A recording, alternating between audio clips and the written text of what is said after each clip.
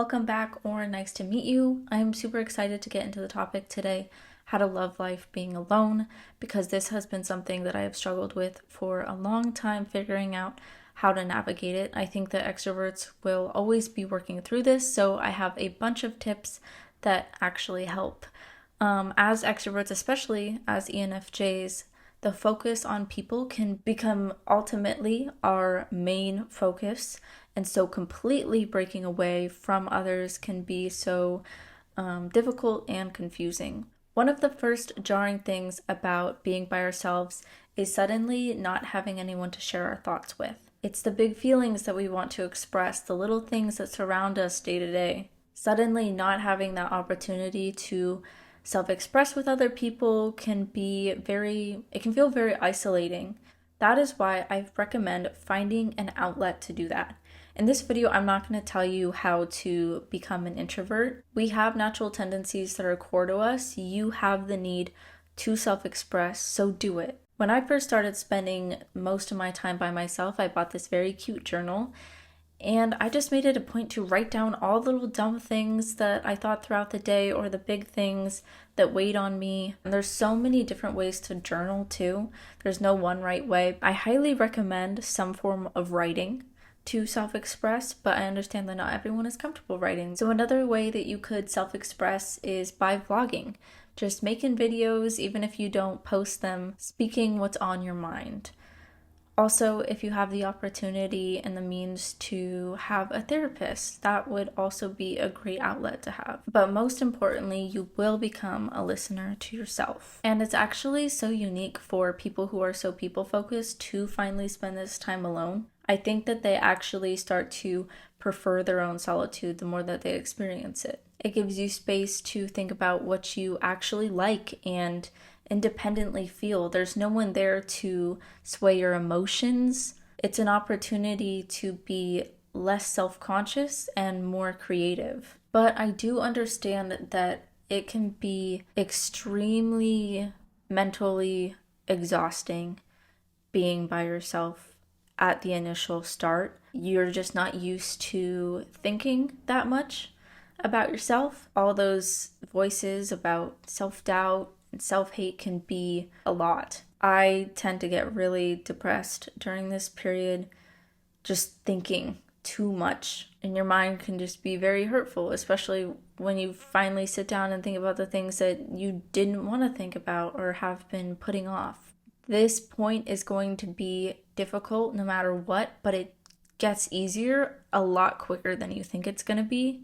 You just got to get through those few days of feeling down about yourself and whatever is going on inside. I recommend definitely distracting yourself with hobbies, but it can be difficult to get into hobbies when you haven't done them in a while. I always think about when I first meet someone and they ask me, what do you like to do for fun? And I try to think of things that I do that are interesting, that I have done in the past. And most of the time when I walk away, I'm like, I haven't done most of these things in a really long time.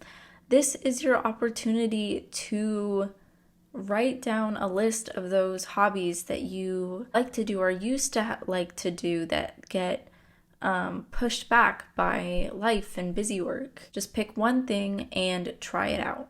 Know that the first time that you do it is going to be hard, but the more that you practice and do that hobby, you will find the joy and the passion that you once had with it. This is how you will slowly fill your alone time with things that you actually love to do. But make sure not to put too much pressure on yourself to be productive. It will probably tire you out trying a bunch of new hobbies, especially when it's hard at first. So watch your TV shows, YouTube, be active with your body, get immersed in a new video game.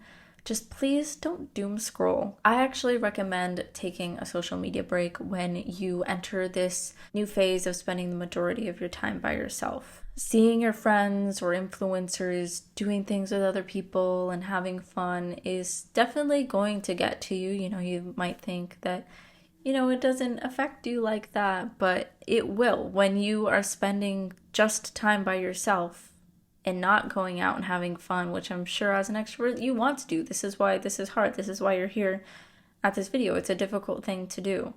it's gonna wear on you seeing that all the time. Sadly, more and more this is advice that people are not going to give to you because you watching their content is how they make money off of you. But we know how social media is designed, and your algorithm is going to find what situation that you're in that's bothering you, and it's going to make you feel worse about a situation. And that's just not the energy that we're looking for. Laying in bed sad is not a good way to kick off this new phase in your life. And I'm not saying, never go back to your platform, but just the initial break will be helpful for changing your mindset and your routine. I've been off social media for a year now, and when I tell people that, they're like, wow, you must be like so productive. And no, I'm not. I just choose to waste my time in more rewarding ways, like getting into a new book or spending time playing a video game. You deserve that low effort, mindless time, but social media is not going to feel as relaxing or refreshing to you. I really like to watch podcasts of two people discussing things. Makes me feel like I'm kind of more involved in the conversation. When we're doing things like watching a TV show, have your favorite meal with it. When you go to do errands, get a fun drink with you. Do the most for yourself. I remember when I first started spending just time with myself, I'd be like, oh, it would be really good with this if I had like some watermelon. I'm like, if my friend were here and I was watching a show with my friend and they were like, what sounds good? Some watermelon. Like, you want watermelon? Well, of course, I'll go get watermelon for you. I'll go run to the store. I'm like, why am I not doing that for myself? Do the most for yourself. When I started switching like those gears that I should be treating myself as good as a friend that I have over, I would go to 5 different stores to search for watermelon so they can have it with their show or whatever we're doing. Don't be so lazy just because it's you now. I've seen that a lot of people's go-to solo activity is going on a dinner date. Definitely try that. But if it's not something that you like at first, don't be too discouraged. When I first decided to do that, I got all dressed up, I did my hair, looked nice. I drove there, and then I didn't even get out of the car because I was just so uncomfortable by the unfamiliarity of it. I started getting anxiety about the what ifs and all that. I just drove right home.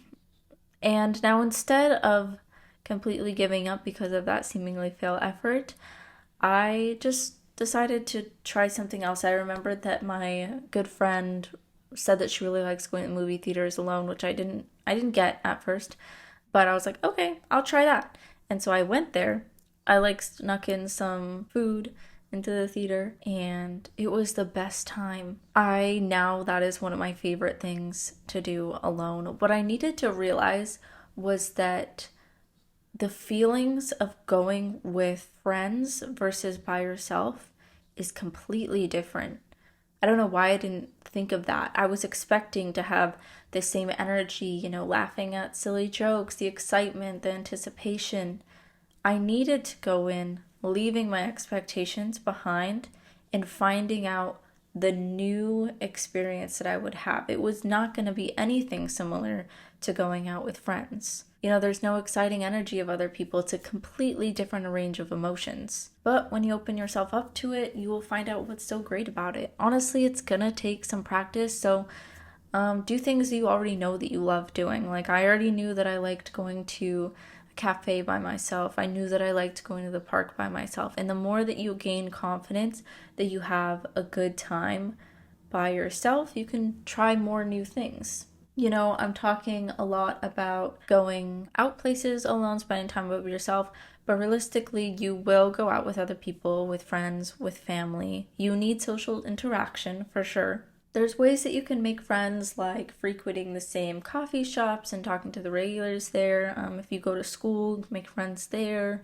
You can join clubs. What can be fun is playing games online with people.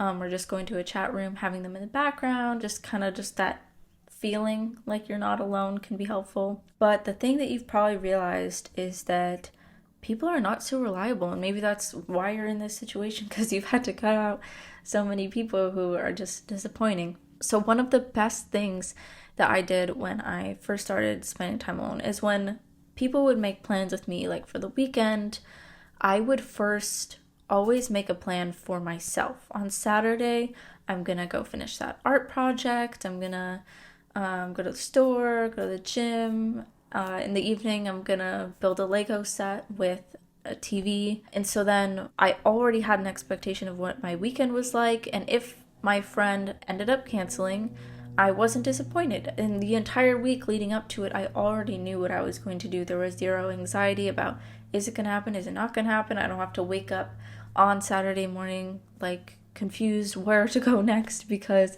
my friend canceled and now I have nothing to do and now I feel depressed. So always have a plan for yourself first. And if your friend does go through with the plan, then great, you can have a good time. Either way, like, you aren't disappointed.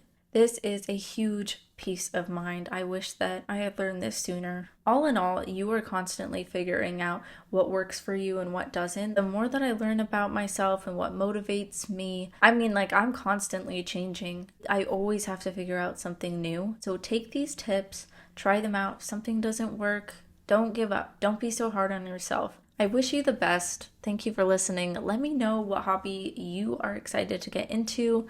Remember always, self-awareness is inherently self-empowering. Thank you.